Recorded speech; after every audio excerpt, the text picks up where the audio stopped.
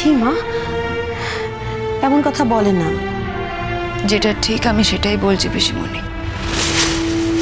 আমি এই বিয়েটা থেকে মুক্তি চাই। একবার পরীক্ষাটা হয়ে যাক, তারপর যা যা নিয়ম আছে আমাকে বলে দিও, সেই অনুযায়ী। ও দাদা, এসব কি বলছে গুনগুন? না না, ঠিকই তো বলছে। ও যদি ওখানে থাকতে না চায়, ওর যদি ওখানে ভালো না লাগে, ওর যদি মনে হয় বিয়েটা ঠিক হয়নি, তাহলে ওর উপরই ভরসা করতে হবে আমাদের। কারণ আমরা তো আমাদের মেয়েকে বিশ্বাস করবো, অন্য কাউকে তো নয়। কি হয়েছে দাদা? বুঝতে পারছো না কি হয়েছে? আমি তো বুঝতে পারছি। তিন্নির সঙ্গে নিশ্চয়ই কোনো গন্ডগোল হয়েছে। কারোর সাথে কিচ্ছু হয়নি মা, কারোর সাথে কিচ্ছু হয়নি।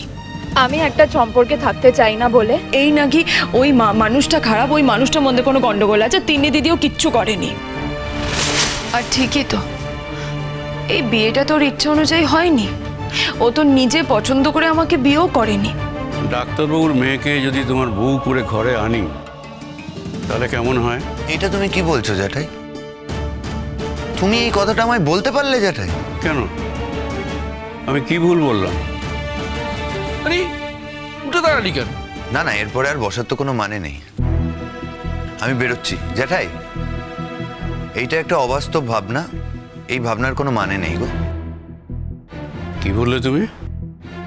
ঠিকই তো বললাম, এটা হতে পারে না জ্যাঠাই।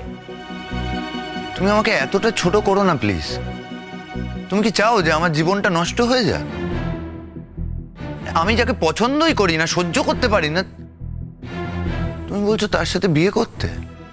তার থেকে বরং এইটা অবশ্য আমিও চাই যে তিন্নি দিদির সাথে ওর কিছু একটা হোক। তিন্নি দিদির মতো মেয়েরই ওর প্রয়োজন আছে। তিন্নি দিদির মতো মেয়ে ওর জন্য ঠিক, আমি নয়, একদম নয়। আমি চাই যে ও তিন্নি দিদির মতো মেয়ের সাথে থাকুক, ওর সাথে বিয়ে করুক। পরীক্ষাটা হয়ে গেলে যা যা করার দরকার সেগুলো আমি করে দেব। আমি আর তিন্নি দিদিকেও কষ্ট দিতে চাই না। আমি একাই থাকতে চাই, আমি একাই ভালো থাকবো। তোমার দাদাকে কে বলবে ঠাকুরপো? দেখো, এতদূর যা করার আমি করে দিয়েছি, বাকিটা তোমরা সামলে নাও। মেজদা বলবে? হ্যাঁ বলবো তো, আমি বলবো, আমি বলবো। কিন্তু যদি দাদু ভাই সব শুনে টুনে তারপর আমাকে এই বাড়ি থেকে দূর দূর করে তাড়িয়ে দেয়, যদি বলে আর কোনোদিন আমার মুখই দেখবে না, তখন? দেখ, এই বাড়িতে আসার পর তো তোকে কম অপমানিত হতে হয়নি। না, তুই স্বীকার করিস বা না করিস, আমরা সবাই জানি এ বাড়ির প্রত্যেকটা লোক তোকে যা নয় তাই করে অপমান করেছে। তুমি ছিলে না, তুমি জানো না। বিরিয়ানি আমি বানিয়েছি। আর কত রকমের পারফরমেন্স দেখাবে আমাদের আদিল? মানে? না, তুমি ভালো ছবি তোলো শুনেছি, দুর্দান্ত গান গাও নিজের কানে শুনেছি। আবার এও শুনলাম যে রাত জেগে নাকি কবিতা লেখা বা গান লেখার অভ্যেসও আছে, রান্নাও জানো, এটাও প্রমাণ করে দিলে। একটা কথা বলে রাখছি বড় বৌদি, মেজদাও শুনে রাখো। এরপরও যদি বড়দা ওদের অ্যাকসেপ্ট না করে, বড়দাকে বলে দেবে ওকে যদি তাড়িয়ে দেওয়া হয় ওর সঙ্গে কিন্তু আমিও বেরিয়ে চলে যাবো। আমি বাকি জীবনটা মুনিয়ার বাড়ি গিয়ে থাকবো। মুনিয়ার বড় যেরাম দিলদরিয়া মানুষ, আমাকে ফেরাবে না, বলে দিও বড়দাকে। আচ্ছা পটকা, তুমি এমনভাবে কেন বলছো বলো তো? জানো দিদা, মা কলকাতায় কেন আসতে চেয়েছে? কারণ মা আমাকে খালি বলে যে তোর দাদু দিদার বয়স হয়ে যাচ্ছে, আমি তো সারা জীবন ওদের জন্য কিছু করতে পারলাম না, তাই এই শেষ বয়সে যদি ওদের একটু চোখের দেখাটুকু দেখতে পারতাম। না না, বাড়ি যাওয়ার দরকার নেই, বাড়ির সামনে পাড়ায় দূর থেকে দাঁড়িয়ে শুধু দেখব। আর সেই জন্য মা কলকাতায় চলে এসেছে। মাই জোর করে বাবাকে দিয়ে এই বেহালায় বাড়িটা কিনিয়েছে। বলো না দাদু ভাই, বলো না, ওরকম করে বলো না। আমার বড় যন্ত্রণা, কি যে যন্ত্রণা বুকের মধ্যে হচ্ছে কাউকে বোঝাতে পারবো না। আজ এতগুলো বছর এই যন্ত্রণা বুকে চেপে আছি। আমি আর আমার স্বামী দুজনেই সহ্য করেছি, কাউকে কিচ্ছু বলিনি, বলতে পারিনি। না না, আমি আমি আমি দাদাকে বলবো, আমাকে বলতেই হবে। তাতে যদি দাদা আমার মুখ দেখা চিরকালের জন্য বন্ধ করে দেয়, কিছু করার নেই। দাদা পিড়িতে তুললো, একদিকে দাদা একদিকে বাড়ির মেয়ে, কাকে রাখি কাকে ফেলি। আর তুই তো জানিস চিরটা কাল ওই আসলের চেয়ে সুদের দাম বেশি।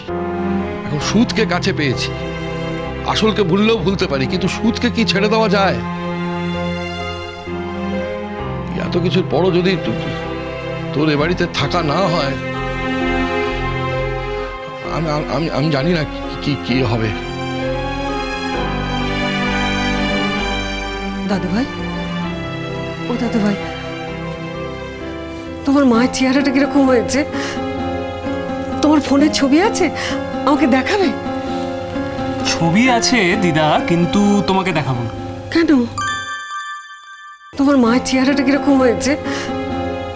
তোমার ফোনের ছবি আছে, আমাকে দেখাবে? ছবি আছে দিদা, কিন্তু তোমাকে দেখাবো না।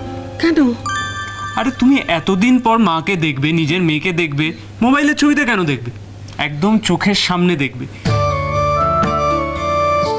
তুমি এক কাজ করো, তুমি আমাদের বেহালার বাড়িতে চলো, মা তো ওখানে চলেই এসছে।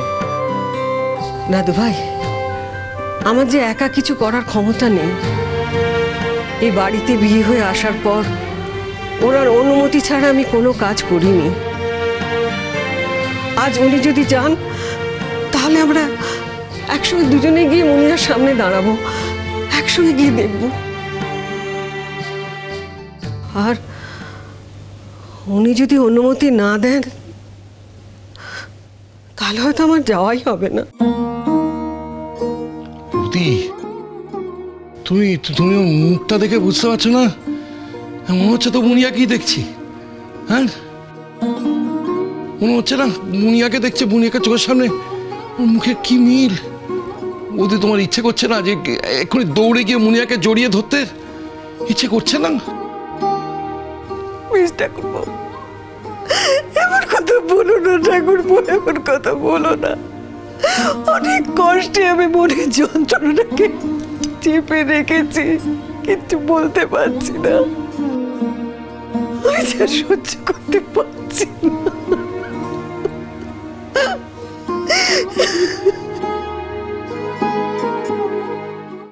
একটা ফোন করবো নাকি, দেখি কি করছে।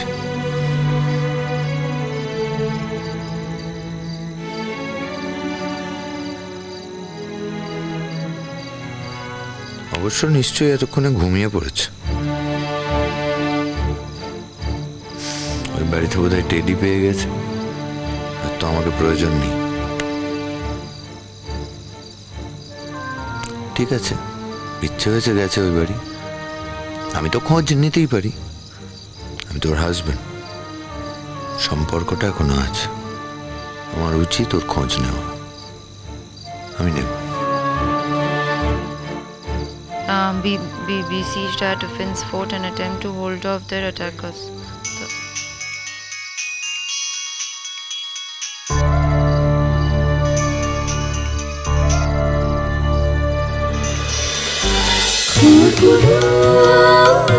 খুরকুরু